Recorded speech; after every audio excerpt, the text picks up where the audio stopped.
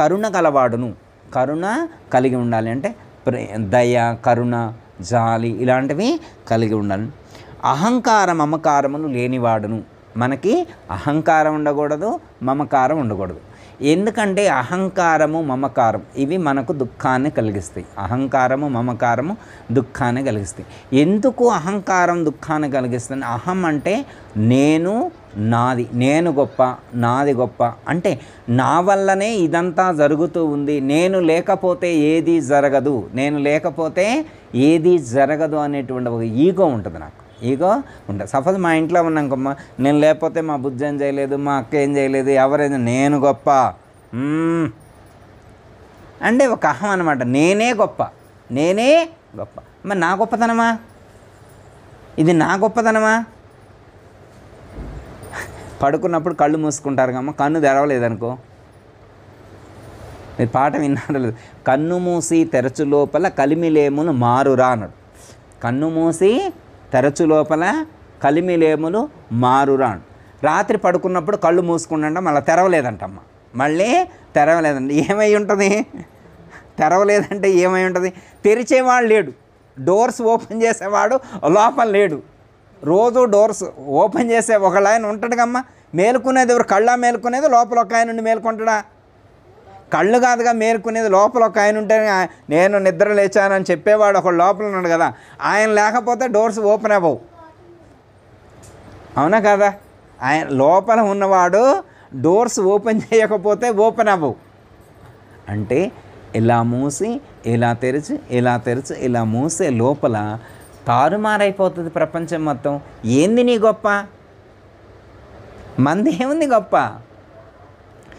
మనం ఎప్పుడు పుట్టాం? ఈ మధ్యన పుట్టాం. నేను 53 సంవత్సరాల క్రితం పుట్టా. 53 సంవత్సరాల క్రితం ఈ ప్రపంచం లేదా? కొన్ని లక్షల కోట్ల సంవత్సరాల నుంచి ఈ సృష్టి కొనసాగుతూ ఉంది. నేను లేకపోతే ఈ ఇల్లు ఆగుద్దా? ఈ ఊరు ఆగుద్దా? ఈ ప్రపంచం ఆగిపోయిద్దా? సూర్యుడు ఉదయించడా? సూర్యుడు అస్తమించడా? నా వల్లనే ఈ ప్రపంచం మొత్తం నడుస్తున్నది అన్నట్లుగా నేను బిల్డప్. నేను లేకపోతే ఈ ఆఫీస్ నడవదు, నేను లేకపోతే ఈ ఇల్లు నడవదు, నేను లేకపోతే ఈ గుడి నడవదు, నేను లేకపోతే ఈ దేవాలయం నడవదు, నేను లేకపోతే ఈ ఆశ్రమం నడవదా? మనతోటే ముడిపడి ఉందా? ఇది అహంకారం. ఇది అంటే నేనే గొప్ప, నేనే ఏదైనా చేస్తున్నాను అనేటువంటి భావం ఉంది మనిషికి. కానీ ఇది నా వల్ల కాదు జరిగేది, ఇది పరమాత్మ వల్ల మాత్రమే జరుగుతుంది అనేటువంటి భావన ఉండాలి. మన ఈ ప్రపంచం ఇప్పుడు చాలా ఫాస్ట్గా అప్డేట్ అవుతుంది, డెవలప్ అవుతుంది. మనకి 20 సంవత్సరాల క్రితం ఇంత అభివృద్ధి లేదమ్మా. 20 సంవత్సరాల క్రితం ఈ ప్రపంచం ఇంత అభివృద్ధి దిశలో లేదు. 20 సంవత్సరాల తర్వాతనే ఇంత డెవలప్మెంట్ అనేటువంటిది మనం చూడగలుగుతున్నాం. ఇంత డెవలప్మెంట్ అనేటువంటిది చూడగలుగుతున్నాం. పిన్నీస్ నుంచి రాకెట్ వరకు వేరే గ్రహాల మీదకి వెళ్ళి అక్కడే మనకు వెంచర్లు వేస్తున్నారంట. అర్థమైందమ్మా? చంద్రగ్రహం మీద, మనకి గురుగ్రహం మీద, అలాంటి కుజగ్రహాల మీద వెంచర్లు వేయడానికి రియల్ ఎస్టేట్ వాళ్ళు ట్రై చేస్తున్నారంట. మనల్ని కూడా అడిగి పంపిస్తారంట, మంచి విల్లాలు కట్టించి. అక్కడ ఉండదలుచుకుంటే మనం ఒకవేళ అమెరికా ట్రిప్ వెళ్ళినట్టే ఆ కుజగ్రహం మీదకి, చంద్రగ్రహం మీద కూడా వెళ్ళొచ్చు అంట. అలాంటి వాటి కోసం వాళ్ళు ట్రై చేస్తున్నారు. అయితే ఒక 3 సైంటిస్టులు ఏమన్నారంటే, ఈ ప్రపంచాన్ని మేము శాసించే స్థితిలో ఉన్నామన్నారు. 3 సైంటిస్టులు ఏమనంటే, ఈ ప్రపంచం మా కంట్రోల్లో ఉంది, ఈ ప్రపంచాన్ని శాసించేటువంటి నాలెడ్జ్ మాకుంది అన్నారంట. మీకంత నాలెడ్జ్ కాదురా, దైవానుగ్రహం లేకుండా మీరేం చేయలేదంటే, దేవుణ్ణి పక్కకి వెళ్ళమను, నేను సృష్టికి ప్రతి సృష్టి చేసేటువంటి స్టెబిలిటీ నాలెడ్జ్ మాకుందని చెప్పి వాళ్ళు మాట్లాడారంట. అప్పుడు ఒక ఛాలెంజ్ విసిరారనమాట. వాళ్ళు ఏమన్నారంటే సైంటిస్టులు, భగవంతుడు సంబంధం లేకుండా మేము ఏదంటే అది సృష్టి చేయగలుగుతాం అన్నారట. ఓకే, ఎవరైనా ఛాలెంజ్ అంటే ఛాలెంజ్ ఏం చేయగమ్మా? ఛాలెంజ్ అంటే ఛాలెంజ్ అనే కాదు, ఛాలెంజ్ ఇస్తాడు. అప్పుడు వీళ్ళు సైంటిస్టులకి ఒక ఆఫర్ ఇచ్చారు. సరే, ఒక మనిషిని తయారు చేయన్నారు. ఏం చేయమన్నారు? మనిషిని తయారు చేయన్నారు. సరే, మనిషిని తయారు చేస్తామని చెప్పి ఒక చోట వాళ్ళకి రూము అవన్నీ కావాలంటే అవి ప్రొవైడ్ చేస్తారు. అక్కడ ఉన్నారు, రూమ్లో ఉన్నారు. ఇప్పుడు వాళ్ళు సృష్టి చేయాలంటే మరి మనిషిని తయారు చేయాలంటే ఏం కావాలి? పంచభూతాలు కావాలి కదా, ఆకాశము, వాయువు, అగ్ని, జలము, పృథ్వీ, ఇవి కావాలి కదా, వాటిని తీసుకోవడానికి ట్రై చేస్తారంట. అప్పుడు వాళ్ళు సైంటిస్టులకి వీళ్ళు చెప్పారంట, పరమాత్మ సృష్టించినటువంటి పంచభూతాలు మీరు వాడుకోకూడదు. ఈ భూమి కానీ, ఈ జలము కానీ, ఈ అగ్నిభూతాన్ని కానీ, వాయుభూతాన్ని కానీ, ఆకాశభూతాన్ని కానీ వాడుకోకూడదు. వాటిని కూడా మీరే సొంతంగా పుట్టించాలి. మీరే వాయువుని సృష్టించాలి, మీరే అగ్నిని సృష్టించాలి, మీరే జలాన్ని సృష్టించాలి, మీరే ఆకాశాన్ని సృష్టించాలి, మీరే పృథ్వీని కూడా సృష్టించాలి. ఇవన్నీ మీరే సృష్టించి మీరే చెయ్యండి అన్నారంట. ఓ, మా వల్ల కాదట్లయితే సైంటిస్టులు చేతులు ఎత్తేసారు. ఎందుకంటే ఈ పంచభూతాలు లేకుండా మేము ఏది సృష్టి చేయలేమని చెప్పారు. పంచభూతాలు లేకుండా మేమేమీ సృష్టి చేయలేమని అంటే ఏంటర్థం? ఎవరు సృష్టి చేసినా కానీ ఉన్న దాంట్లో నుంచి చేయటమే తప్ప కొత్తగా వీళ్ళు సృష్టించేదేమీ ఉండదు. ఒక సైంటిస్ట్, ఒక అతను పడుకొని చెట్టు కింద పడుకొని ఉన్నాడట. ఒక చెట్టు నుంచి ఒక పండు కిందికి జారి పడిందట. చెట్టు నుంచి ఒక పండు కిందికి జారిపడిందంట. అప్పుడు ఆయన పడుకున్న ఆయన అన్నాడు, ఈ భూమికి మ్యాగ్నెటిక్ పవర్ ఉంది, గురుత్వాకర్షణ శక్తి ఈ భూమికి ఉంది అని చెప్పి ఆయన ఒక డైరీలో నోట్ చేశాడు. ఎవరండి ఆ సైంటిస్టు?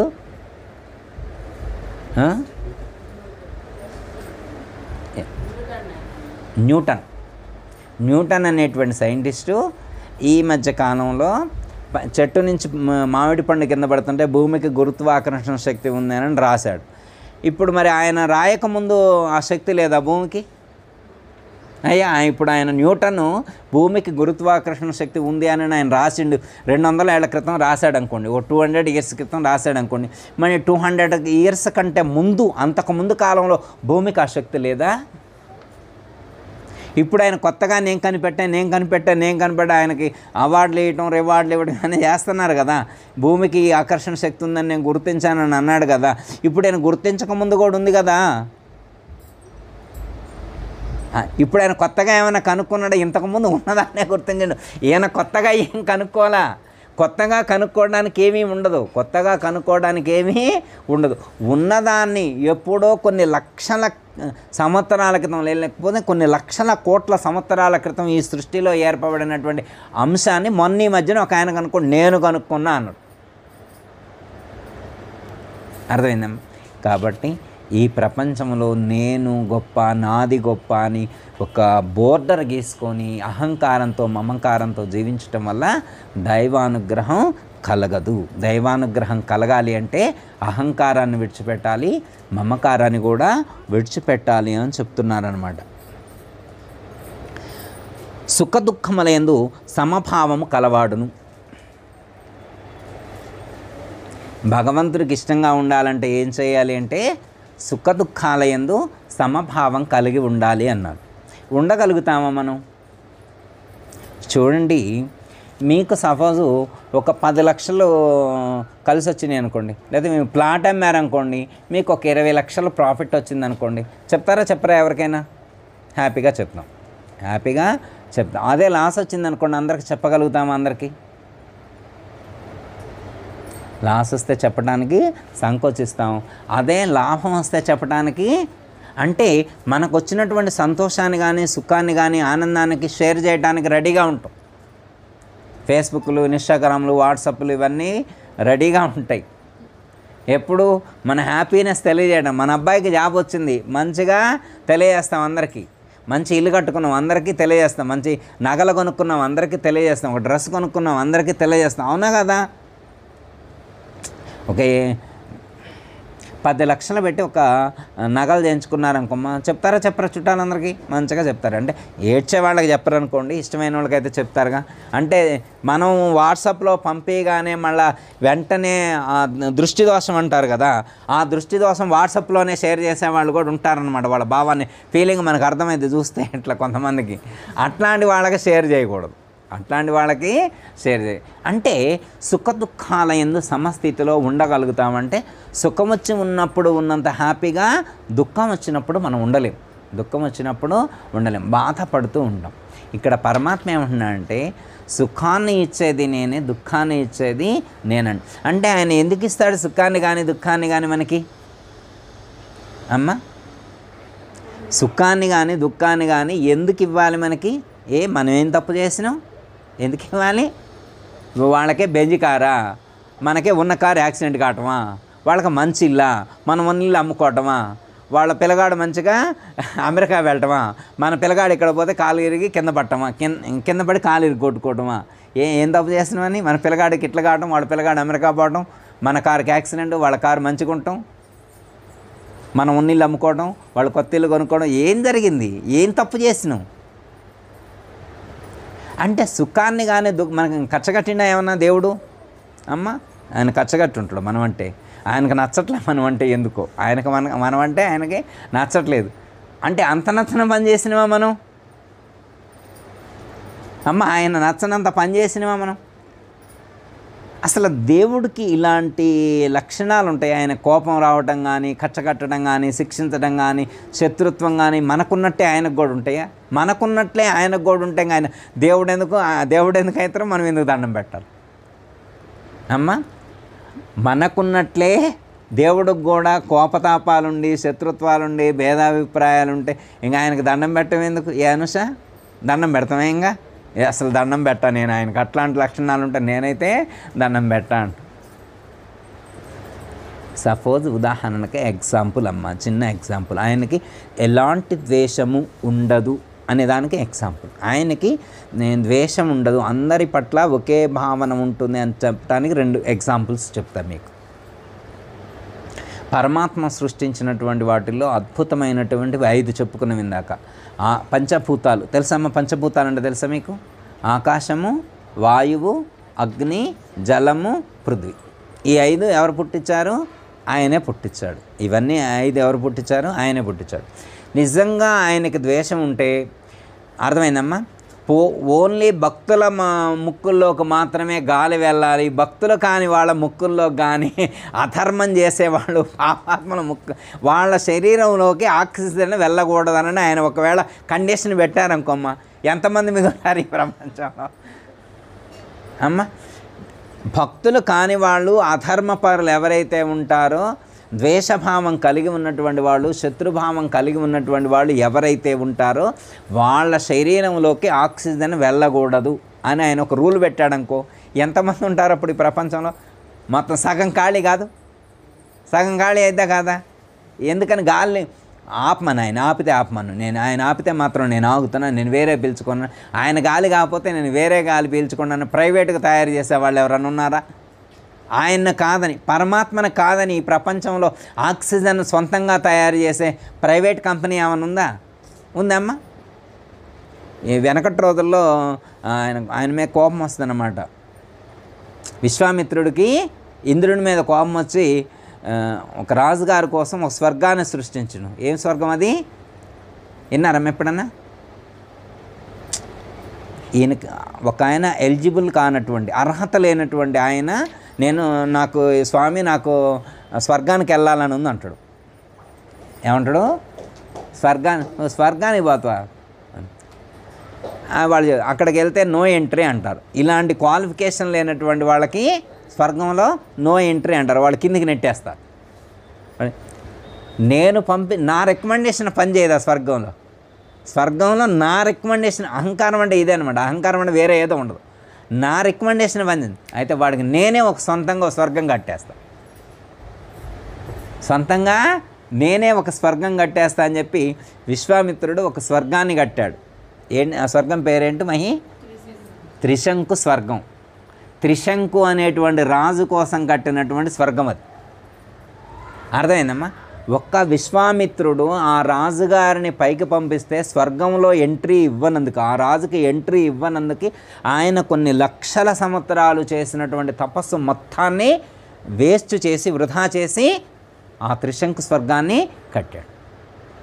ఇప్పుడు అలాంటి విశ్వామిత్రుడు లాంటి వాళ్ళు ఉన్నారనుకోమ్మా, అలాంటిది కట్టవచ్చు. ఇప్పుడు ఒకవేళ పరమాత్మను కాదని, పరమాత్మ పంపించినటువంటి ఈ ఆక్సిజన్ వద్దని చెప్పి నేను సొంతంగా వేరే కంపెనీలో నేను ఆక్సిజన్ తీసుకోగలనటువంటి వాళ్ళు ఎవరైనా చేతులెత్తే వాళ్ళు ఉన్నారా? ఏమహి నీకు తెలిసిన వాళ్ళు ఎవరైనా ఉన్నారా అట్లాంటి కంపెనీలు ఏమైనా ఉన్నాయా సొంతంగా ఆక్సిజన్ తయారు చేసేవాళ్ళు? ఏ హేమలత అటు దేవభూమి నగరికల్లు ఎవరైనా పెట్టారా కంపెనీని ఏమన్నా? ఏం పెట్టలేదు కదా. అట్లా చాపుకోవచ్చు అన్నమాట. అంటే ఏంటంటే అమ్మా, అంటే పరమాత్మ సమభావం కలిగి ఉన్నటువంటి వాడు అన్నదానికి ఇది ఎగ్జాంపుల్ అన్నమాట. అర్థమైందమ్మా? పరమాత్మకి ఏ ప్రాణుల పట్ల ద్వేషం లేదు. అంటే ఇప్పుడు అందరూ బ్రతుకుతున్నారు కదా, మంచోడు బతుకుతున్న, చెడ్డోడు బతుకుతున్న, తప్పు చేసినోడు, రైట్ చేసినోడు, పూజ చేసేవాడు, పూజ చేయనటువంటి వాడు, దొంగతనం చేసినటువంటి వాడు, దొరలా జీవించేవాళ్ళు, అన్ని రకాల వాళ్ళు జీవిస్తున్నారంటే కారణం పరమాత్మ వాళ్ళకి అవకాశం కల్పించాడు. ఎందుకంటే వాడికి ఇంకా 20-30 సంవత్సరాల టైం. ఈ 30 సంవత్సరాల్లో ఒక్కరోజైనా కానీ రియలైజ్ అయ్యి మారతాడేమని చెప్పి అవకాశం కల్పించాడు. కాకపోతే వీడు ఇచ్చినటువంటి అవకాశాన్ని సద్వినియోగం చేసుకోలేకపోతున్నాడు. ఎందుకు సద్వినియోగం చేసుకోలేకపోతున్నాడు అంటే పెంచుకున్నటువంటి ఆలోచనలు. ఏం పెంచుకుంటాడో తెలుసా మీకు? మనకి మీ యోగాకి వెళ్తే చెప్తాను, యోగ చిత్తవృత్తి నిరోధ అన్నారు పతంజలి మహర్షి. యోగాలో ఏమన్నారంటే ఫస్ట్ వాక్యం ఇదే ఉంటుంది అనమాట. పతంజలి యోగ సూత్రాల్లో మొదటి పాదంలో మొదటి సూత్రం అన్నమాట. యోగ చిత్తవృత్తి నిరోధ అంటే ఏంటి మహి? యోగా చేస్తే ఏమవుతుంది? యోగ చిత్తవృత్తి నిరోధ అన్నారు. చిత్తంలో ఉన్నటువంటి వృత్తులన్నింటినీ కూడా నిరోధించేటువంటి శక్తి ఎవరికి వస్తుంది? యోగా చేసినటువంటి వాళ్ళకి వస్తుంది. అదే కదా చిత్తవృత్తిని. వృత్తి అంటే చిత్తానికి ఉన్నటువంటి లక్షణాలు, వృత్తి అంటే వ్యాపారాలు, దానికి ఉన్నటువంటి ఆలోచనలు, దానికి ఉన్నటువంటి సంకల్పాలు ఏవైతే ఉన్నాయో వాటిని కంట్రోల్ చేసేటువంటి స్టెబిలిటీ యోగా చేసే వాళ్ళకి వస్తుంది అన్నారు. అంటే వీళ్ళు ఇప్పుడు ఏమైతే చేస్తున్నారో, ఇప్పటిదాకా ఏమేమి చేస్తున్నారో వాటన్నిటిని కంట్రోల్ చేసుకునేటువంటి స్టెబిలిటీ రావాలి. మనం ఏమేం చేసినాం? మొత్తం లోపల డేటా నింపినాం. డేటా ఎక్కడుంది? అలా మీ అంటారమ్మా, మెమరీ కార్డ్స్ ఉంటాయి కదా ఇంట్లో. మెమరీ కార్డ్స్లో పెళ్ళిళ్ళవి, ఫోటోలు, అర్థమైందమ్మా, బర్త్డేలు, గృహప్రవేశాలు అన్నీ కూడా, వీడియోలు, ఫోటోలు అన్నీ కూడా మెమరీ కార్డులో పెట్టి అక్కడ పెడతారు కదా. మెమరీ కార్డు ఎంత ఉంటుంది? చిన్నగానే ఉంటుంది. మెమరీ కార్డు లోపల ఉంటాయి, అవన్నీ కూడా మెమరీ కార్డులో పెడతాం కదా. అట్లనే మనకి కూడా ఒక మెమరీ కార్డు ఉంది. ఈ శరీరం అనేటువంటి ల్యాప్టాప్కి లేదా శరీరం అనేటువంటి కంప్యూటర్కి ఏముంది? మెమరీ కార్డు ఉంది. మెమరీ కార్డులో మనం స్టోర్ చేస్తాం. అయితే దీన్ని ఏమన్నానంటే మనకి ఎట్లా చెప్తానంటే మీకు అర్థం కావడానికి, తేలికలు అర్థం కావడానికి చెప్తా. ఇప్పుడు ఇల్లు ఎక్కడ ఉంటుంది? ఇల్లు లోపల ఉంటుందా బయట ఉంటుందా? ఇల్లు బయట ఉంటుంది. కానీ ఇంటికి సంబంధించిన చిత్రాలన్నీ ఎక్కడ ఉంటాయి? లోపల ఉంటాయి. నెక్లెస్ బీరువాలో ఉంటుందా? ఎక్కడ ఉంటుంది? నెక్లెస్ బీరువాలోనే ఉంటుంది, కానీ నెక్లెస్కి సంబంధించినటువంటి ముద్ర లోపల ఉంది. వడ్డాణం బీరువాలోనే ఉంది, వడ్డాణం లోపల లేదు, కానీ వడ్డాణం బీరువాలోనే ఉంది, దానికి సంబంధించినటువంటి ముద్ర లోపల ఉంది. డబ్బులు బ్యాంకులో ఉంటాయా, ఇంట్లో ఉంటాయా? బ్యాంకులో ఉన్నాయి. వీళ్ళ డబ్బులన్నీ కూడా బ్యాంకులో ఉన్నాయి, కానీ ఆ డబ్బులకు సంబంధించినటువంటి ముద్ర లోపల ఉంది. ఎన్ని డబ్బులు అంటే 2,52,00,000 ఒక ముద్ర పడిపోయింది. 2,52,00,000 బ్యాంకులోనే ఉన్నా కానీ ముద్ర ఎక్కడుంది? మనసులో ఉంది. మెమరీ కార్డు ఎక్కడుంది? ఇక్కడుందన్నమాట. ఇక్కడ ముద్ర పడింది. వీళ్ళ చుట్టాలు, తల్లిదండ్రులు, అక్కచెల్లెళ్ళు, అన్నదమ్ములు, కొడుకులు, కోడళ్ళు, బిడ్డలు, అల్లుళ్ళు, మనవాళ్ళు, వాళ్ళందరూ బయట ఉంటారా లోపల ఉంటారా? ఉండటానికి బయటే ఉంటారు, కానీ వాళ్ళకి సంబంధించిన డేటా మొత్తం లోపల ఉంటుంది. అర్థమైందమ్మా? ఇప్పుడు సపోజ్ ఉదాహరణకి వడ్డాణం బీరువాలో ఉంది, నెక్లెస్ బీరువాలో ఉంది, లోపల ఏమైనా ఉందా? లేదు, లోపలేం లేదు. కానీ బీరువాలో ఉన్న నెక్లెస్ ఎవరైనా ఎత్తకపోతే బీరువా బాధపడలేదు, కానీ ఇక్కడ బాధపడుతుంది. బాధపడేది బీరువానా మనసా? మరి ఇప్పుడు నెక్లెస్ బీరువాలో ఉందా లోపల ఉందా? మరి బీరువాలో నుంచి పోతే బీరువా బాధపడాలి, కానీ మనం బాధపడటం ఎందుకు? అంటే దానికి సంబంధించినటువంటి ముద్ర ఇక్కడ ఉందన్నమాట. మనం ఇక్కడ గట్టిగా వేసుకున్న ముద్రలు, మామూలుగా వేసుకున్నాం ఆ ముద్రలో, ఇక్కడ వేసుకున్నటువంటి ముద్రలు ఏవైతే ఉన్నాయో, ఇక్కడ ఏర్పరచుకున్నటువంటి వృత్తులు ఏవైతే ఉన్నాయో, ఇక్కడ ఏర్పరచుకున్నటువంటి వ్యాపారాలు ఏవైతే ఉన్నాయో, ఇక్కడ ఏర్పరచుకున్నటువంటి సంకల్పాలు, ఆలోచనలు ఏవైతే ఉన్నాయో, ఏ ఒక్కటి తగ్గినా కానీ ఇక్కడ బాధపడుతుంది. ఇక్కడ బాధపడితే ఇక్కడి నుంచి డ్రాప్స్ వస్తాయి. ఇక్కడ బాధపడితే ఇక్కడి నుంచి డ్రాప్స్ వస్తాయి. బీరువా బాగానే ఉంది, బ్యాంక్ బాగానే ఉంది, బయట మొత్తం బాగానే ఉంది, వాటికేం బాధ లేదు. ఇంటికేం బాధమ్మా? దేనికి బాధ ఉంది? ఏది లేకపోతే దేనికి బాధ ఉంది? ఏది లేకపోతే దేనికి బాధ లేదు. కానీ మనం ఏర్పాటు చేసుకున్నటువంటి ఏవైతే ఉన్నాయో, లోపల ఏవైతే ముద్రించుకున్నామో అక్కడ వెంటనే బాధ కలుగుతుంది. అయితే ఈ బాధను తొలగించేటువంటి ప్రక్రియ పేరే యోగ సాధన. అర్థమైందమ్మా? ఇతనికి కావలసినటువంటి సమాచారం మొత్తాన్ని లోపల పెట్టుకొని తిరుగుతున్నాడు. ఇప్పుడు ఆయన సపోజ్ ఉదాహరణకి బెంగళూరు వెళ్ళిండు. ఆయన ఎక్కడికి వెళ్ళిండు? బెంగళూరు వెళ్ళిండు. ఆయన ఎక్కడ ఉన్నాడు? బెంగళూరులో ఉన్నాడు. వాళ్ళ ఇంట్లో ఉన్న ఫ్యాను కింద పడింది, ఊడి కింద పడింది, లేకపోతే కూలర్ చెడిపోయింది అనుకోండి, లేదా వాషింగ్ మిషన్ అయితే చెడిపోయింది అనుకోండి. ఇప్పుడు బెంగళూరులో ఉన్న ఆయన బాధపడుతుండు. ఆయన ఈ వాషింగ్ మిషన్కి ఎన్ని కిలోమీటర్ల దూరంలో ఉన్నాడు మనిషి? వాషింగ్ మిషన్కి ఉండదా 300-400 కిలోమీటర్లు ఉంటుంది కమ్మా. 600 కిలోమీటర్ల దూరంలో ఉన్నా కానీ 600 కిలోమీటర్ల దూరంలో ఉన్నటువంటి మనిషి యొక్క మనసుని గాయపరిచింది ఈ వాషింగ్ మిషను. ఎందుకని? మరి బెంగళూరులో కొన్ని లక్షల మంది ఉన్నారు, వాళ్ళందరూ బాధపడుతున్నారా? వాళ్ళందరూ బాధపడలా. ఈ వాషింగ్ మిషన్ ఎవరి మనసులో ముద్రపడి ఉందో వాళ్ళు మాత్రమే బాధపడుతున్నారు. ఎవరి దగ్గర ముద్రలు ఉంటే వాళ్ళు బాధపడతారు. ముద్రలు చెరుపుకొని కూర్చుంటే హాయిగా ఉంటారు. లోపల ముద్రలు చెరుపుకొని, ఏమండి వాషింగ్ మిషన్ చెడిపోతే బాధపడొద్దా? కూలర్ చెడిపోతే బాధపడొద్దా? నెక్లెస్ పోతే బాధపడొద్దా? బాధపడొద్దమ్మా. పోనీ ఇప్పుడు వాషింగ్ మిషన్ చెడిపోయిందంట. వాషింగ్ మిషన్ చెడిపోయింది, 50,000 పెట్టుకున్నారు, మంచి కంపెనీ పెద్దది తీసుకున్నారు, చెడిపోయింది, ఇప్పుడు బాధపడుతున్నారు. సరే, ఒక స్వామీజీ వచ్చిండు, అమ్మ బాధపడితే రాదమ్మా, మీకేం తెలుసు? ఆ బాధ నాకు తెలుసు, ఆ కష్టం మాకు తెలుసు, 50,000 కష్టం మాకు తెలుసు, నీకేం తెలుసు? ఒడ్డు నుండి మాటలు చెప్పేవాడివి అని. అప్పుడు ఆయన, ఓహో ఏడిస్తే వస్తుంది, అయితే ఒక 20 మందిని పిలుస్తామా, వాళ్ళని కూడా కూర్చోబెట్టి ఏడిపిస్తా, ఏమైనా వస్తుందని చూద్దాం. ఇప్పుడు ఇంకొక 20 మందిని కూర్చోబెట్టి, అయ్యా ఒక్కతే ఏడుస్తుంది బాగోదు, మీరు కూడా కలిసి ఏడవండి అంటే వాళ్ళు కూడా 20 మంది కలిసి ఏడ్చారండి. ఇప్పుడు వచ్చిందే వాషింగ్ మిషన్ 20 మంది కలిసి ఏడిస్తే ఏడుపు పరిష్కారమా? అర్థమైందా? ప్రతి సమస్యకి పరిష్కారం వెతకాలి తప్ప ఏడుస్తూ కూర్చుంటే పరిష్కరింపబడదు. ఏదన్నా బాధ వస్తే ఏడుస్తూ కూర్చుంటే పరిష్కరింపబడదు. ఆ సమస్యకు పరిష్కారం ఏంటో తెలుసుకొని దాన్ని మనం పరిష్కరించగలగాలి. అంతే తప్ప ఏడిస్తే ఏం ఉపయోగం? బాధ ఉండొచ్చు, కానీ బాధపడటం ద్వారా ఏ సమస్య కూడా పరిష్కరింపబడదు అని మహాత్ములు చెప్తున్నారు. కాబట్టి మనం ఎట్లా అంటే సుఖం దుఃఖం రెండింటి పట్ల సమభావం కలిగి ఉండాలని ఎందుకు చెప్తున్నారు అంటే, ఏది శాశ్వతం కాదు. సపోజ్ ఉదాహరణకు మనకి ఎన్నో ఫేవర్స్ వస్తూ ఉంటాయి అనుకోమ్మా, మనం లైఫ్లో చూసామనుకో, అన్నీ సుఖాలే ఉన్నాయా జీవితం మొత్తంలో?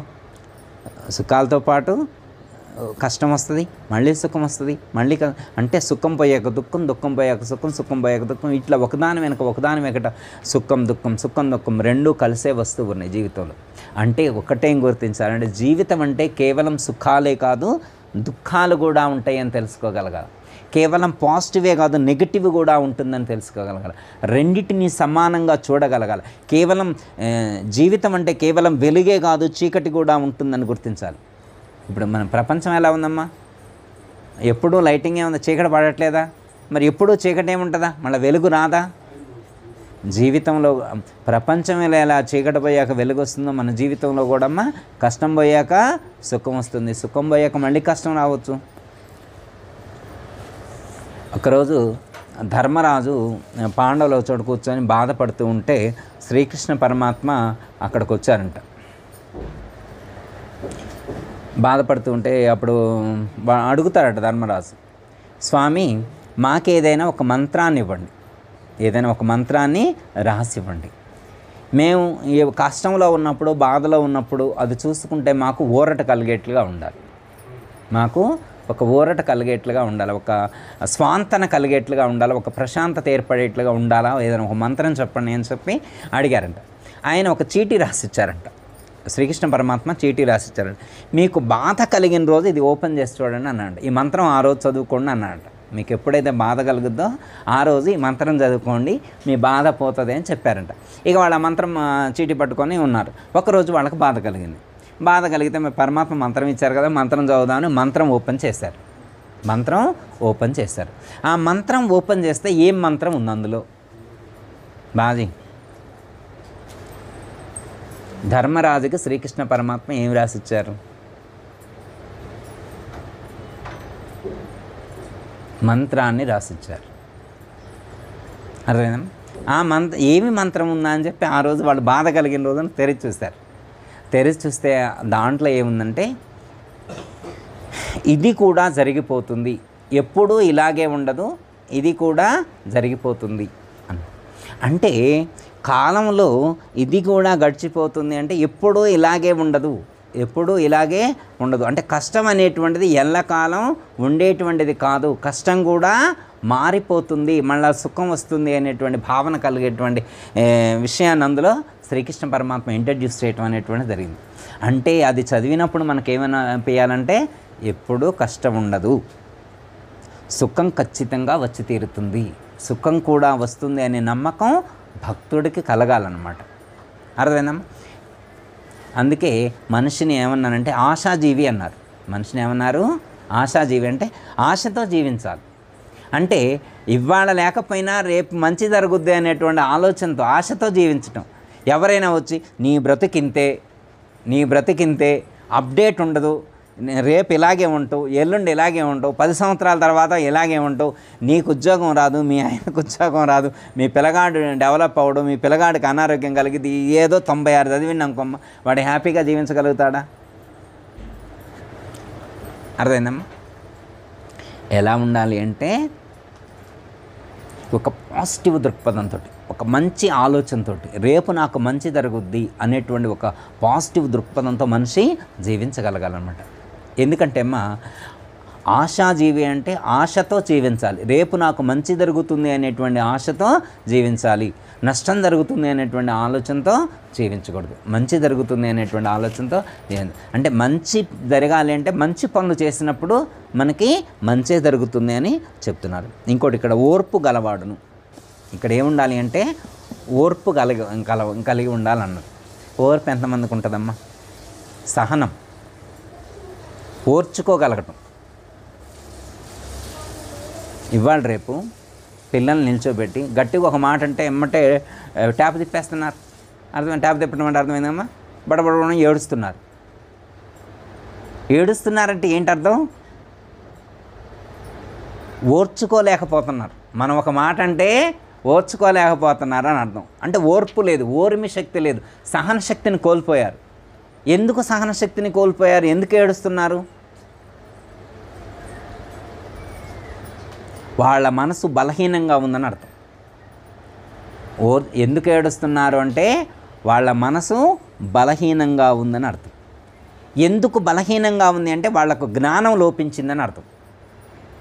జ్ఞానం లేనటువంటి వాడి యొక్క మనసు బలహీనంగా ఉంటుంది, వాళ్ళ యొక్క మనసు ఓర్చుకునే శక్తిని కోల్పోతుంది, సహన శక్తి వాళ్ళకి ఉండదు.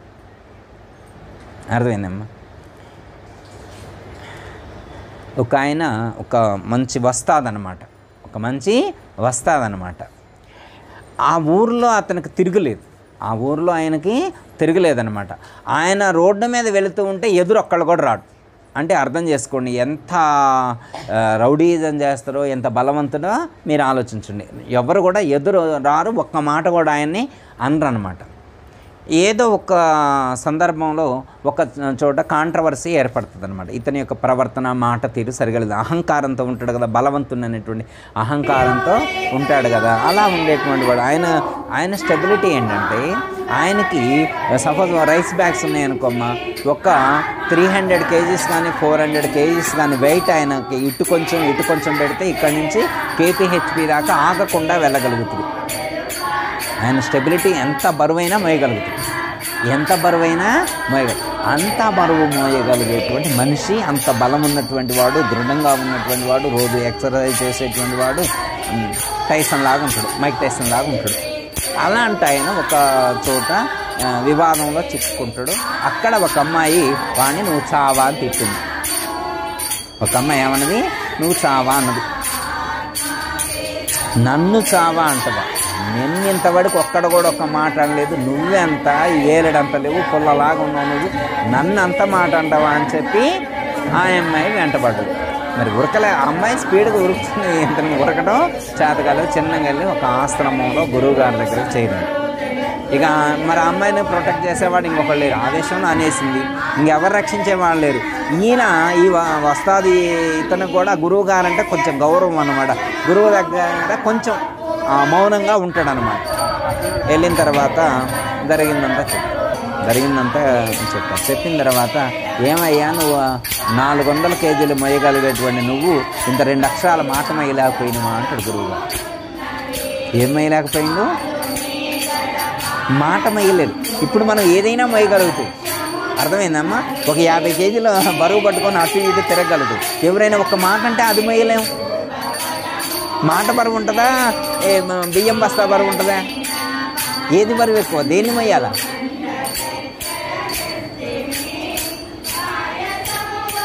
అర్థమైందమ్మా? మాట మొయ్యటం అనేటువంటిది అందరికీ సాధ్యమయ్యేటువంటిది. అర్థమైందమ్మా?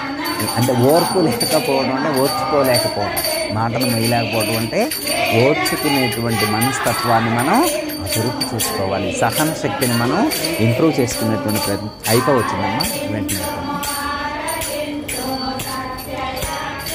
ఓర్పుగలవాడు, ఎల్లప్పుడూ సంతృప్తితో కూడి ఉండేవాడు. ఎప్పుడు ఏముండాలి? సాటిస్ఫాక్షన్ ఏముండాలా? సంతృప్తి ఉండాలి. మనిషి దుఃఖానికి కారణం లేకపోవటం కాదు, లేకపోవటం వల్ల మనిషి దుఃఖిస్తూ ఉన్నట్ల. సంతృప్తి లేకపోవటం చేత, తృప్తి లేకపోవటం చేత, తృప్తి లేకపోవటం చేత మనిషి ఆనందంగా జీవించట్లేదు. ఇందాక మనం ఫస్ట్ అనుకున్నాం, ఎంత ఉంటే హ్యాపీగా ఉంటాడు నోట్ చేసుకోమంటే ఏమంటాడు?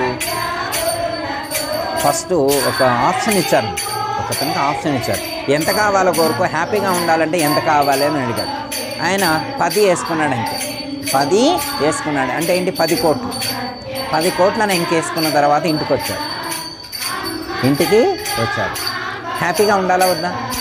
అసలు ఆయన దగ్గర 10 రూపాయలు కూడా లేవు. మనిషి అప్పటి పరిస్థితులు ఆయన దగ్గర 10 రూపాయలు కూడా లేవు. 10 రూపాయలు కూడా లేనటువంటి వ్యక్తికి పరమాత్మ 10 కోట్లు ఇస్తా అని చెప్పి ఆఫర్ ఇచ్చిండు. ఎన్ని ఇస్తానడు? 10 కోట్లు ఇస్తాను. ఇప్పుడు హ్యాపీగా ఉండాలా వద్దా? అమ్మ హ్యాపీగా ఉండాలా వద్దా? ఇంటికి వచ్చిన తర్వాత భార్య ఇప్పుడు 100 కోట్లు కోరుకుంటే నీ మూల్యం పోయిందా అని. అందుకే నేను ఆలోచిస్తున్నా, నువ్వు లేకుండా కోరుకోవాల్సి వచ్చిందని నేను ఆలోచిస్తాను, నువ్వు ఉంటే బాగుండేదని. నేను అప్పుడు దేవుణ్ణి కూడా అడిగా ఒక ఆప్షన్, మా ఆమెని పక్కన పంపించానంటే అంత టైం లేదన్నాడు. లేకపోతే ఒక ఊబర్ క్యాబ్ బుక్ చేసైనా మా ఆమెను పిలిపించి ఆమె సమక్షంలో అడిగేవాడిని. ఇప్పుడు ఆమె లేకుండా కోరుకునేసరికి నాకు చిక్కు వచ్చింది. ఇంటికి పోయాక ఎన్ని తిట్టిద్దో అని చెప్పి భయపడుతూనే వచ్చింది ఇంటికి. తీరా వచ్చిన తర్వాత ఇప్పుడు దాకా ఆయన హ్యాపీగా ఉన్నాడు. ఎందుకంటే 10 కోట్లు ఇస్తే హ్యాపీగా ఉన్నాడు. కానీ ఇంటికి వచ్చిన తర్వాత భార్య 100 కోట్లు అడిగితే నీకేమన్నా నష్టం వచ్చిందా? ఆయన ఇవ్వడానికి రెడీగానే ఉన్నాడు కదా, అడగడానికి నీకు చేత కాలేదు అనేసరికి ఇప్పుడు హ్యాపీ ఉందా? ఇప్పుడు 10 రూపాయలు కూడా లేనటువంటి వాడికి 10 కోట్లు ఉంటే ఆనందంగా ఉండాలా వద్దా? అసలు 10 లక్షలు వస్తేనే హ్యాపీగా ఉంటాడు అన్నది. 10 కోట్లు వచ్చినా వాడు ఏడుస్తున్నాడు. ఎందుకు? సాటిస్ఫాక్షన్ లేదు. ఇప్పుడు 10 కోట్లు ఉన్నాయి, అయినా తృప్తి లేదు. అరే ఈ ప్రపంచం లక్షణం, మాయ యొక్క లక్షణం ఏదన్నా, ఎంత ఇచ్చినా తృప్తి ఉంది. ఎంత ఇచ్చినా ఇంకొకటి గుర్తుంచుకోవాలి, ఈ ప్రపంచంలో ప్రతి తండ్రి ప్రతి తల్లి కూడా ఎంతో కష్టపడి రూపాయి పోగు చేసి కొడుకులకి ఇస్తారు, నా అనేటువంటి వారసులకి ఇస్తారు. అయితే కొడుకు ఏమంటాడంటే ఈయన మంచంలో ఉంటాడు, లాస్ట్లో ఎక్కడ ఉంటాడు? మంచంలో ఉంటాడు. మంచంలో ఉంటే ఈయన చెప్తాడు అనమాట, నేను అంత కష్టపడి సంపాదించారా అంటాడు. నేను అంత కష్టపడి సంపాదించా అంటే కొడుకేమంటాడు, సంపాదించావులే లావు, నువ్వే సంపాదించనులే. ఏం సంపాదించినవయ్యా? మా ఫ్రెండ్ వాళ్ళ తండ్రి 50 కోట్లు సంపాదించాడు, నువ్వు బోర్డు 2 కోట్లు సంపాదించిన దానికి ఎందుకు చెబుతావు? అర్థమైంది? మీరు 2 ఇస్తే 4 ఇవ్వలేదంట, 4 ఇస్తే 10 ఇవ్వలేదంట, 10 ఇస్తే 50 ఇవ్వలేదంట. ఎంత ఇచ్చినా తృప్తి ఉండదు ఈ ప్రపంచంలో ఉన్నటువంటి చాలామంది. అర్థమైందమ్మా? కొడుకులైనా అంతే, కోడళ్ళైనా అంతే, బిడ్డలైనా అంతే, అల్లుళ్ళైనా అంతే, మనవాళ్ళైనా అంతే, మనవరాలు ఎవరైనా కానీ మీరు ఎంత ఇచ్చినా కానీ ఇంతేనా అంటారు. మీరు ఇచ్చేది ఇంతేనా అంటారు. నో సాటిస్ఫాక్షన్, సంతృప్తి ఉండదు. ఆ సంతృప్తి అనేటువంటిది ఎవరికి ఉండదండి? ఒక్క భక్తులకు మాత్రమే ఉంటుంది. పరమాత్మ ఏమంటాను, అలా సాటిస్ఫై అయ్యేవాడు నాకు ఇష్టం అంటాడు. నేను పరమాత్మ ఎంతైతే కలగజేశాడో ఆ కలగజేసిన దాంతో సంతృప్తిగా జీవించే వాళ్ళంటే నాకు ఇష్టం అంటాడు. మనం ఏం చేయాలి? మనకు ఇవ్వబడిన దాంతో సంతోషంగా ఆనందంగా జీవించాలి. ఎక్కడ సాటిస్ఫాక్షన్ ఉందమ్మా? మనిషికి సాటిస్ఫాక్షన్ లేదు.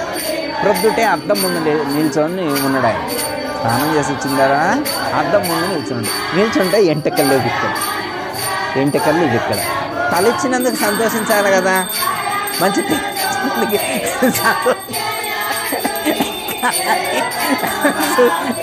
సాటిస్ఫాక్షన్ లేదు.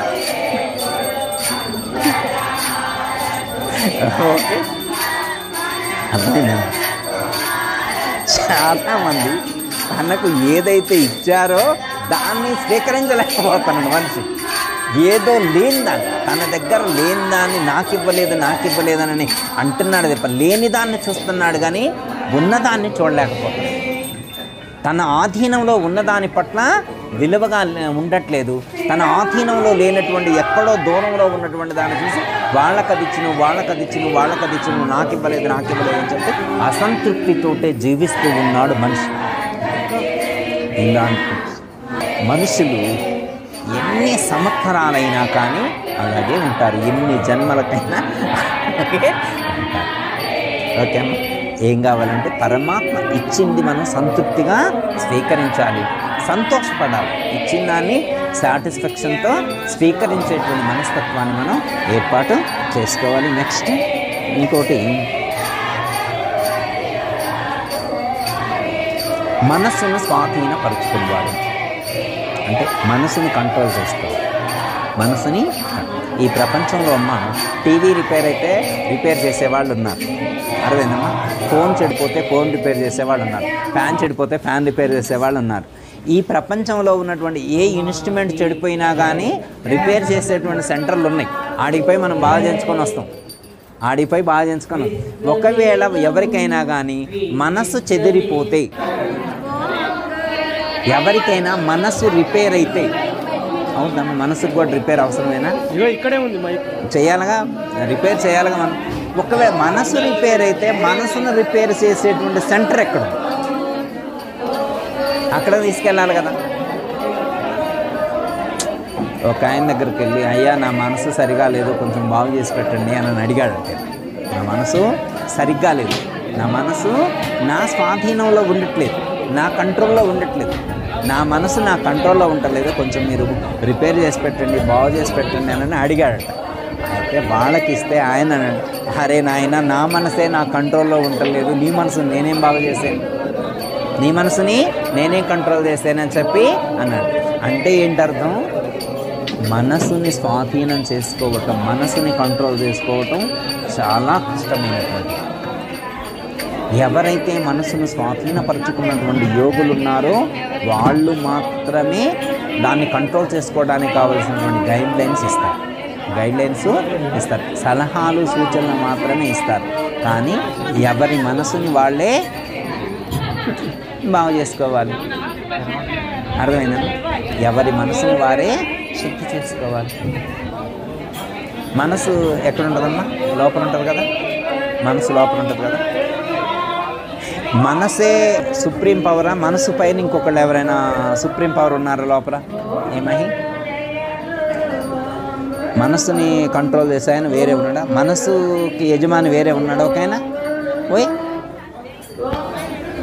మనసుకు వేరే ఇంకొకళ్ళు సుప్రీం ఉన్నారంట. మనకు తెలియట్లా. మరైతే ఇప్పుడు మరి ఆయన చెప్పినట్టు ఏం వినాలిగా. అంటే యజమాని ఒక ఆయన ఉన్నాడు, ఆ యజమానికి యొక్క అసిస్టెంట్ మనసు, అంతేనా? ఏమన్నది అంతేనా? యజమాని ఆత్మ, లోపల ఉన్నటువంటి యజమాని ఆత్మ, ఆయన కింద పనిచేసే ఆయన మనసు, అంతేనా కదా?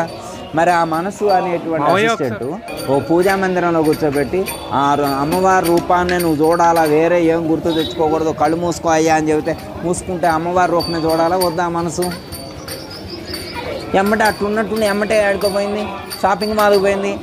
మన పిన్ని గారు చెప్పినటువంటి పట్టు చీర గుర్తొచ్చింది, మొన్న కొత్తగా చీరలు వచ్చినాయి అని ఫోన్ చేసి చెప్పిందంట పిన్ని గారు, రేపు సాయంత్రం వెళ్దాం సౌత్ ఇండియా అని చెప్పిందంట. పూజా మందిరంలో కూర్చుంటే అమ్మవారి విగ్రహం ఎదురుగానే ఉంది, కానీ లోపల ఏం స్క్రోల్ అవుతున్నాయి?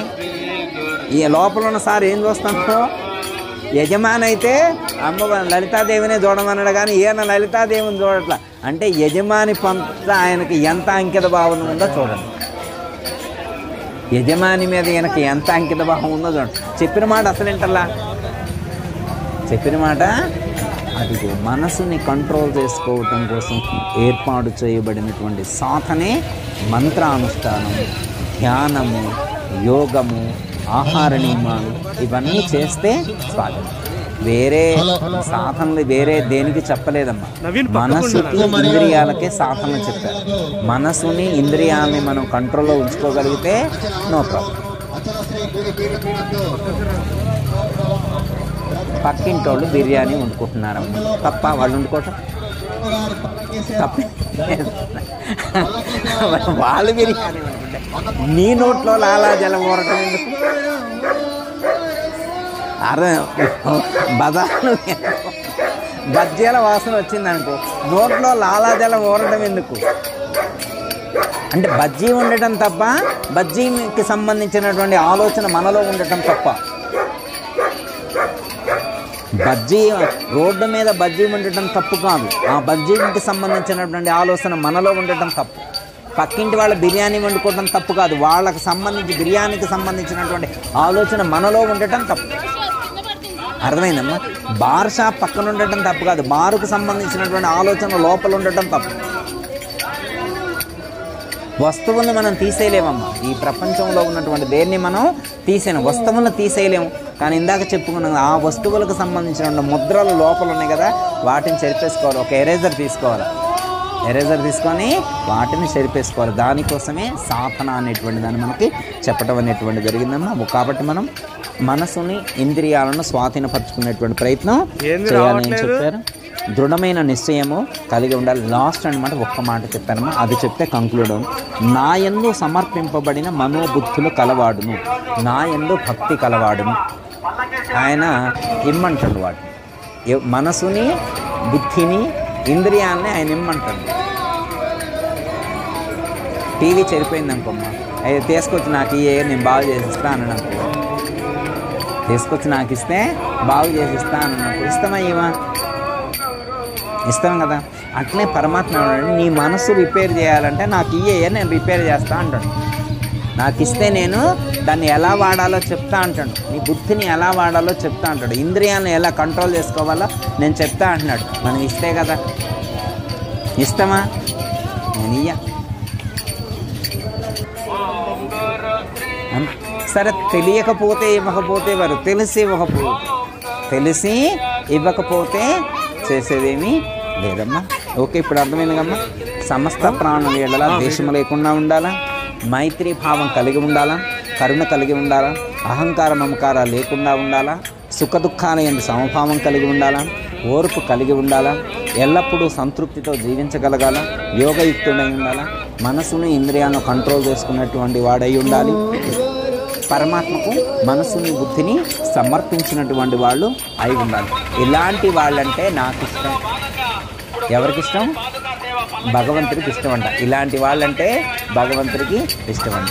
ఓకేనా? కాబట్టి మనం ఆయనకు ఇష్టంగా ఉండేట్లుగా మనం ఎంతో కొంత మరి ప్రయత్నం చేద్దాం, ఎంతో కొంత మనం ఆచరించి ప్రయత్నం చేద్దాం. ఇందులో ఏది ఆచరించుదాం? ఏదైనా ఒక్కటైనా ఆచరించే ప్రయత్నం. కోపాన్ని విడిచిపెడదామా అమ్మ? కోపాన్ని విడిచిపెడదామా? సంతృప్తిగా జీవించుదామా? అంటే సంతృప్తిగా జీవించడం అంటే ఏంటి అర్థం అంటే, ఇంకా నాకు ఎప్పుడైనా భగవంతుడు ప్రత్యక్షమై ఒక వైట్ పేపర్ పెన్ ఇచ్చారనుకోమ్మా, నీ ఇష్టం ఏదైనా రాసుకోండి, నాకు రాయాల్సింది ఏమీ లేదని రెట్నిచ్చేవాడు సంతృప్తిగా జీవించినట్టు అర్థం. ఎవరు సంతృప్తిగా జీవిస్తున్నారంటే ఏంటి అర్థం? పరమాత్మ నీకు బంపర్ ఆఫర్ ఇచ్చాను, ఏదంటే అది కోరుకో అని చెప్పి వైట్ పేపరు పెన్ ఇచ్చి నువ్వు ఏది కోరితే అది నేను ఇస్తా అని చెప్పి ఆయన మనకు వైట్ పేపర్ పెన్ ఇస్తే మళ్ళీ మనం ఏం చేయాలా? మళ్ళీ ఆయనకే తిరిగిచ్చి, పరమాత్మ నాకు ఏది అవసరమో అది నువ్వు నాకు మొత్తం ఇచ్చావు, నువ్వు ఇచ్చిన దాంతో నేను పూర్తి హ్యాపీగా ఉంటున్నాను, సంతృప్తిగా జీవించగలుగుతున్నాను, ఇంకా నాకేమీ ఇవ్వాల్సిన అవసరం లేదు అంటే వాడు సంతృప్తిగా జీవిస్తున్నాడని అర్థం. ఇంకే ఆగాగు స్వామి అని చెప్పి పేపర్ అర్థమైందా? 2-3 పేపర్లు నింపి ఆయనకి మన పరమాత్మకి ఇచ్చి, అయ్యా పేపర్లో పట్టట్లేదు, ఇంకా చాలా ఉన్నాయి, రాయాల్సినవి చాలా ఉన్నాయి, ఇంకో 2 పేపర్లు ఇండి రాసిస్తా, రేపు మీకు పోస్ట్ చేస్తానని అన్నాడు అనుకోమ్మా, సంతృప్తిగా జీవించట్లేదని.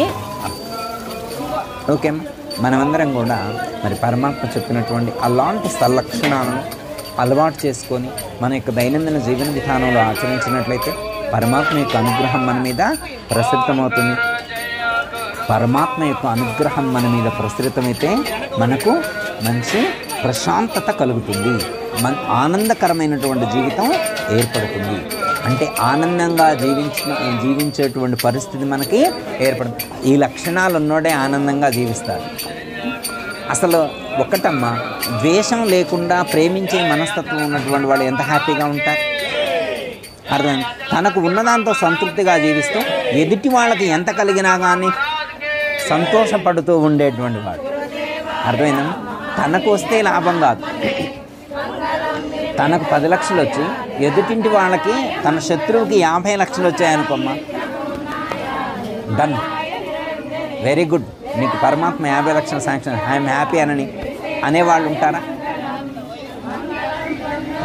ఉంటే అలా ఉంటే ఇక్కడ ద్వేషం లేకుండా ఉండటం అంటే అదే అనమాట. ఈర్ష్యాసూయ లేకపోవడం అంటే నీకు ఒక్కటే కాదు, నీకు కలిగినందుకే కాదు, నీ శత్రువుకి కలిగినా కానీ, నీకు ఇష్టం లేనటువంటి వాళ్ళకు ప్రొవైడ్ చేయబడినా కానీ నువ్వు హ్యాపీగా రిసీవ్ చేసుకోగలిగితే పరమాత్మ చాలా సంతోషం అని చెప్పి మనం అనగలిగేటువంటి పరిస్థితి మనకుంటే వాళ్ళకి ఆనందానికి కారణం ఇవే.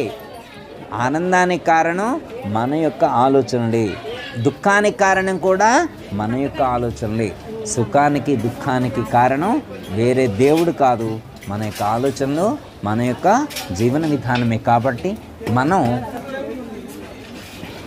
ఇందులో చెప్పబడినటువంటి లక్షణాలు అంటే 35 లక్షణాలు చెప్పారు, దీంట్లో మనం 5-6 చెప్పుకున్నాం. ఇంకా మిగతా 35 కూడా ఎప్పుడైనా అవకాశం ఉన్నప్పుడు చెప్పుకుంటే, మిగతా కూడా చెప్పుకుంటే ఇంకా తర్వాత మొత్తం ఒక పేపర్ మీద రాసుకొని టీవీ కాడో ఎక్కడో 2-3 పేపర్లు జిరాక్స్లు తీసుకొని అంటించుకుందాం.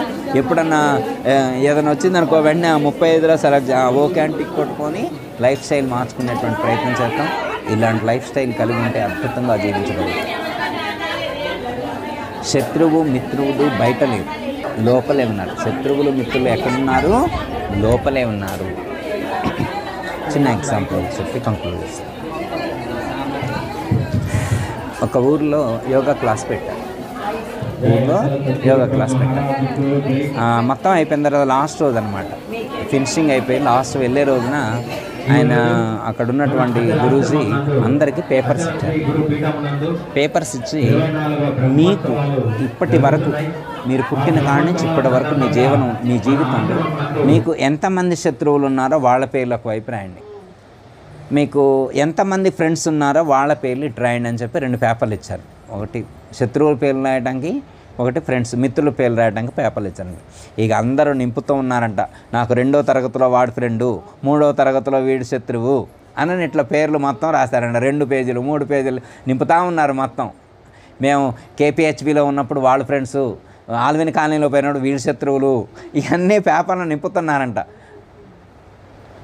మా నాన్నగారు శిష్యురాలు ఒక ఆవిడ ఉంది, ఆవిడ గారు ఏమీ రాయలేదంట. అందరూ పేపర్లు టావులు నింపించారు, ఆయన పెన్నులు కొట్టుకొని వాళ్ళ పేర్లు రాస్తే చూసుకుంటుండ అనమాట. మా నాన్నగారు శిష్యురాలు అనమాట, ఏమీ రాయకుండా ఇచ్చిందని పేపర్. ఇదేంటమ్మా ఏమీ రాయలేదని, నీకు అసలు ఇప్పటి వరకు ఫ్రెండ్స్ లేరా అని అడిగిండంట. ఎందుకు లేరని నేను, మరి ఇప్పటి వరకు నీకు శత్రువు ఒక్కడ కూడా లేరా? ఎందుకు లేరండి నేను. మరి ఎందుకు రాయలేదు అన్నాడు. మరి ఉంటే రాయాలి కదా, మరి వీళ్ళందరూ రాశారుగా నువ్వెందుకు రాయలేదు అని అడిగారంట. అంటే ఈ శత్రువులు కానీ మిత్రులు కానీ వాళ్ళు బయట లేరు, నా లోపలే ఉన్నారు, నా యొక్క ఆలోచనలో వాళ్ళు ఉన్నారు. ఒకడు మిత్రుడని కానీ ఒకడు శత్రువు అని కానీ నేను అనుకుంటేనే వాడు మిత్రుడు అవుతుండు, నేను అనుకుంటేనే శత్రువు అవుతుండు. ఒకడు మంచి ఫ్రెండ్, మంచి మిత్రుడు, ప్రాణ స్నేహితుడు, వాడు ప్రాణ స్నేహితుడు మంచిగానే ఉన్నాడు, 10th వరకు బాగానే ఉన్నాడు. డిగ్రీకి వచ్చిన తర్వాత వేరే వాడితో కలిసిండు, శత్రువు అయిపోయిండు. మళ్ళా తర్వాత ఎంఎస్సీకి చేసేప్పుడు మళ్ళా కలిసిండు, మళ్ళీ అప్పుడు ఫ్రెండ్ అయిండు. అంటే ఈ మిత్రుడు కానీ శత్రువు కానీ ఎల్లకాలం ఉండేటువంటి వాళ్ళు కాదు. ఇవాళ మిత్రుడైనోడు రేపు శత్రువు అవుతాడు, రేపు శత్రువు అయినోడు మళ్ళీ తర్వాత రోజుల్లో మిత్రుడు అవుతాడు. అంటే శత్రుత్వం కానీ మిత్రత్వం కానీ స్థిరంగా ఉండేవి కాదు. నేను మిత్రుడు అనుకుంటే మిత్రుడు అవుతాడు, నేను శత్రువు అనుకుంటే వాడు శత్రువులా కనపడుతున్నాడు. నిజంగా వాడి దగ్గర ఏది లేదు, ఉన్న ఫాల్ట్ నా దగ్గరే ఉంది. నేను శత్రువు అనుకుంటే వాడు శత్రువులా కనపడుతున్నాడు, నేను మిత్రుడు అనుకుంటే మిత్రుడిలా కనపడుతున్నాడు. దోషం వాళ్ళల్లో లేదు, దోషం నాలోనే ఉంది. కాబట్టి అందుకే నేనేమీ రాయలేదన్న. అర్థమైందా? మనకి మారుతుంటారు వీళ్ళు, వేరియేషన్స్ మారుతుంటారు. చుట్టాల్లో కానీ మనం చూసుకుంటే ఇవాళ మనతో మంచిగా మాట్లాడిన వాళ్ళు కొన్ని రోజుల తర్వాత మారొచ్చు, మళ్ళీ కొన్ని రోజుల తర్వాత మారినోళ్ళు మళ్ళీ ఆ తర్వాత ఈ పెళ్లికాడ మాట్లాడి మూతి బిగించుకుంటారన్నమాట. మళ్ళీ ఆ పెళ్లికాడికి భాగంలోనే ఎమ్మటే ఎదురుగా వచ్చి మనకి కూల్ డ్రింక్ ఇచ్చినట్టు వాళ్ళు కనపడుతుంటారు. ఎందుకంటే సమయానుకూలంగా కాలాన్ని బట్టి మారుతూ ఉంటాయి అన్నమాట. ఇవన్నీ కూడా ఎల్లప్పుడూ వాడు శత్రువుగా ఉన్నాడు, ఎల్లప్పుడూ మిత్రుడుగా ఉండడు. ఇవన్నీ కూడా పరిస్థితులను బట్టి సందర్భాలను బట్టి మన పరిస్థితిని బట్టి కూడా మారుతుంటాయి. మన దగ్గర ఏమీ లేనప్పుడు పొల్లలాగా చూస్తారు, మన దగ్గర కొద్దిగా బాగుంటే మనల్ని పోగానే కూర్చోబెడతారు. అర్థమైందా? ధనాన్ని బట్టి మారే స్నేహాలు వేరుంటాయి, పేదరికం ద్వారా వచ్చేటువంటి శత్రుత్వాలు ఉంటాయి, రకరకాలుగా పరిస్థితులను బట్టి మారుతుంటాయి. కానీ ఒక జ్ఞాని, ఒక యోగి అయినటువంటి వాడు ఇలాంటి వేటిని పట్టించుకోడు. అందరిలో పరమాత్మ స్వరూపాన్ని చూడగలుగుతాడు. ప్రతి ప్రాణిలో కూడా పరమాత్మ స్వరూపాన్ని చూడగలుగుతాడు. కాబట్టి అతనికి ఒకడు శత్రువు ఉండడు, ఒకడు మిత్రుడు అనేటువంటి వాడు ఉండదు. అందరిలో పరమాత్మని చూసేటువంటి స్థితి వాళ్లకు ఉంటుంది. అందుకే భగవద్గీత చదవాలి మనం. భగవద్గీత చదివితే ఏం తెలుస్తుందంటే అందరిలో పరమాత్మే ఉంటాడు. అందరిలో ఎవరుంటారు? పరమాత్మే ఉంటాడు. అందరిలో పరమాత్మను చూసినటువంటి వాళ్లకు ఇంకా ద్వేషించేది ఉండదు, ప్రేమించేది ఉండదు, సమభావంతో ఉండగలుగుతారు. అలాంటి స్థితిని మనం పెంపొందింప చేసుకునేటువంటి ప్రయత్నం చేద్దాం. దానికి ఈ యొక్క 12వ అధ్యాయం మనకు ఎంతగానో దోహదం చేస్తుంది. ఓకే, జయతల సద్గురు ప్రభు మహారాజుకు అందరికీ జయ గురు.